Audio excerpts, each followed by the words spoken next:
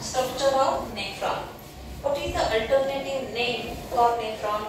Uriniferous tubule. In the excretory system of man, each kidney consists 1.5 million of nephrons. What is the definition of nephron, or what is meant by nephron? Nephron is structural and functional unit of kidney. Nephron is structural and functional unit of kidney. म्हणजेच किडनीचं रचनात्मक आणि कार्यात्मक एकक म्हणजेच nephron. किती nephron असतात एका किडनीमध्ये? 3 million पर्यंत नेफ्रॉन असतात. लांबी प्रत्येक किडनीची 10 सेंटीमीटर, रुंदी 5 सेंटीमीटर पर्यंत असते average. Single nephron consists here cup shaped structure called as Bowman's capsule. Cup shaped structure is called as Bowman's capsule. Inside this Bowman's capsule, network of blood capillaries are present called as glomerulus. Called as glomerulus. What is meant by network in Marathi? जाळे, रक्तवाहिन्यांचे जाळे. Network of these blood capillaries formed due to branching of afferent arteriole. What is meant by afferent arteriole? Here, look here and listen carefully. This is renal artery, blue color. Renal artery supplies blood to the kidney for filtration. Single renal artery, when enters into the kidney, it divides, redivides, and small branches are formed. Each branchiole or small branch enter into this Bowman's capsule, that is called as afferent arteriole. Called as afferent arteriole. This branch, when enters into this Bowman's capsule, here filtration of blood takes place. Why this filtration of blood takes place? Because blood inside these capillaries is under great pressure. Blood in this capillary is under great pressure. Why pressure is created? Due to diameter of afferent arteriole is bigger than diameter of efferent arteriole. ह्याचा व्यास मोठा आहे ह्याच्यापेक्षा. रक्त घेऊन येणाऱ्या वाहिनीचा diameter जास्त आहे बाहेर जाणाऱ्या वाहिनीपेक्षा. त्यामुळे होतं कसं, जास्त रक्त इथे येतं, त्यामुळे ह्या रक्तावरती काय असतो, जास्त दाब असतो. Blood is under great pressure. Okay. Due to this pressure ultrafiltration takes place. त्या प्रेशरमुळे सूक्ष्म गाळण होतं रक्ताचं. कुठं होतं सूक्ष्म गाळण? इथं ही ग्लोमेरुलसची भित्तिका आणि ही बाउमन्स कॅप्सूलची भित्तिका, त्या दोन भित्तिका पार करून ते रक्त गाळलं जातं आणि रक्तातील टाकाऊ पदार्थ त्या गाळण्यात येतात. फक्त टाकाऊच नाही, उपयुक्त पदार्थ म्हणजेच पाणी सुद्धा त्या गाळण्यात मोठ्या प्रमाणावरती असतं. म्हणजे glomerular filtrate is formed which contains useful as well as harmful substances. This filtrate consists useful as well as harmful substances. Here, Bowman's capsule is double walled and special cells are also there. That special cells helpful for filtration of the blood. रक्त गाळण्यासाठी इतर विशिष्ट पेशी पण असतात, त्या मदत करतात गाळण्यासाठी. आणि रक्त गाळल्यानंतर टाकाऊ पदार्थ आणि काही उपयुक्त पदार्थ पण काढण्यासाठी इथे मोठ्या प्रमाणावरती असतात त्या गाळणामध्ये. त्या गाळणाला नाव काय? Glomerular filtrate. Here, Bowman's capsule, these glomerulus, both these combinedly called as Malpighian body. ते दोन्हीला काय म्हणायचं? ते डोकं आहे त्याला काय म्हणायचं? Malpighian body. Malpighian body काय ना? हे Bowman's capsule आणि glomerulus. राहिलेले जे ट्यूब्यूल आहे, बॉडी ऑफ द ट्यूब्यूल, त्यात कोणते पार्ट्स येतात बघा.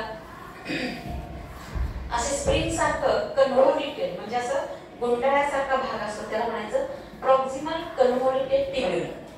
छोटी ट्यूब म्हणजे ट्यूब्यूल त्याला म्हणतात. छोट्या ट्यूबला काय म्हणतात? ट्यूब्यूल. आणि सुरुवातीचा आहे म्हणून प्रॉक्सिमल. सुरुवातीचा हा गुंडाळ्यासारखा भाग म्हणून नाव काय दिले? Proximal convoluted tubule. ते झालं की यू शेप्ड एक ट्यूब आहे. खाली जाणारा स्ट्रँड, वर येणारा स्ट्रँड, त्याच्यावरती संशोधन करणारा शास्त्रज्ञ हेनले, म्हणून त्याला नाव दिलं हेनलेस लूप. काय नाव दिलं? Henle's loop. This Henle's loop consists this descending limb and ascending limb. What is meant by descending limb? जो खालच्या दिशेने जातो त्याला काय म्हणायचं? डिसेंडिंग लिंब ऑफ हेनले. आणि वरच्या दिशेने येतो त्याला काय म्हणायचं? असेंडिंग लिंब. इथं काय होतं बघा, ते गाळण जे आहे ना, ते गाळण इथपर्यंत आलं की उपयुक्त शोषून घेतलं जातं रक्तामध्ये, पाणी शोषून घेतलं जातं, ग्लुकोज शोषून घेतलं जातं रक्तामध्ये परत, आणि परत हे टाकाऊ पदार्थ आणि पाणी जे इथपर्यंत येतं त्यातला एका बाजूला NaCl बाहेर येतं आणि दुसऱ्या बाजूनं त्या NaClचं कॉन्सन्ट्रेशन न्यूट्रल करायला H2O बाहेर येतं.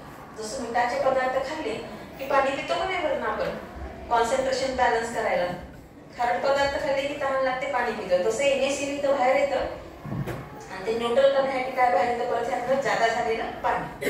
लक्षात येते का? म्हणजे इथं ऑस्मोरेग्युलेशन होतं. ऑस्मोरेग्युलेशनचा अर्थ आहे बॅलन्स ऑफ H2O आणि NaCl. त्याला काय म्हणायचं? ऑस्मोरेग्युलेशन. इथं पाणी आणि क्षार यांचा समतोल ठेवला जातो. NaCl म्हणजे मीठ किंवा क्षार म्हणतो आपण, त्याचा बॅलन्स इथं ठेवला जातो एनलेस लूप. परतचा भाग येतो त्याला म्हणायचं डिस्टल. डिस्टल म्हणजे नंतरचा, प्रॉक्सिमल म्हणजे सुरुवातीचा. डिस्टल कन्व्होल्युटेड टिब्यूल, नंतरचा स्प्रिंग सारखा भाग, त्याला काय नाव दिलं? Distal convoluted tubule. इथं काय होत असतं? गाळणामध्ये सगळेच टाकाऊ पदार्थ गाळले जात नाहीत, काही पदार्थ सटकतात गाळणातून, जे टाकाऊ आहे ते पण इथे येतात. ही रक्तवाहिनी काय करते? इथे मी ह्याच्या भोवती गुंडाळते, त्यामुळे त्या रक्तवाहिनीतून ते टाकाऊ पदार्थ कुठे जाणार आहेत? Distal convoluted tubule. त्याला म्हणायचं सिक्रीशन, ट्युब्युलर सिक्रीशन. टाकाऊ पदार्थ परत सिक्रीट करायचे कशामध्ये? या डिस्टल कन्व्होल्युटेड टिब्यूलमध्ये, त्याला म्हणायचं ट्युब्युलर सिक्रीशन. आणि शेवटी ठराविक घटक असलेले युरिन इथं तयार होतं. That means finally concentrated urine get formed and that urine enters into collecting tubule. Terminal duct is the last part which connect the distal colluted part and collecting tubule. जोडणारा जो भाग आहे त्याला काय म्हणायचं? Terminal duct. आणि शेवटी अशा अनेक टर्मिनल डक्ट युरिन घेऊन एकत्र येतात. कशामध्ये एकत्र होतं ना सगळं? Urine collecting tubule. आणि असं युरिन एकत्र आलं की ह्या किडनीमध्ये मिलियन नेफ्रॉनद्वारे तयार होणारं युरिन इथं जमा होतं. ते शेवटी युरेटर मधून कुठे येतं? All the urine form into the kidney enters into ureter, then into urinary bladder, then finally expelled outside. Okay, time to time, not continuously. At the time of only will of micturition, there is a expel of urine takes place because sphincter get open.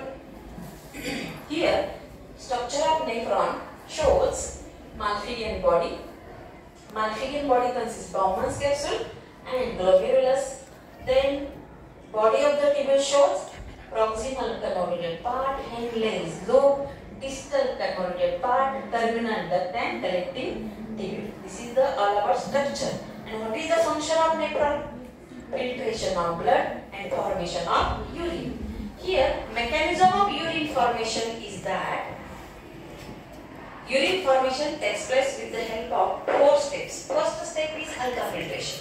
Here, second step is selective reabsorption. Useful substances are reabsorbed, that is selective reabsorption. Third step is osmoregulation, that means H2O NaCl balance. And last step is terminal or tubular secretion. Last step, unwanted harmful substances are again secreted into this distal connecting part, that is tubular secretion. These are the 4 steps of urine formation. How urine get formed? Ultrafiltration, selective reabsorption, osmoregulation, tubular secretion. Mana ultrafiltration, selective reabsorption, osmoregulation, tubular secretion. These 4 steps occurs in the urine formation. Structure of nephron shows Malpighian body. Malpighian body consists Bowman's capsule and glomerulus. While body of the tubule shows proximal convoluted tubule, Henle's loop, distal convoluted tubule, terminal duct, and collecting tubule. Function of nephron, filtration of blood, and formation of urine. Do you understand? Yes.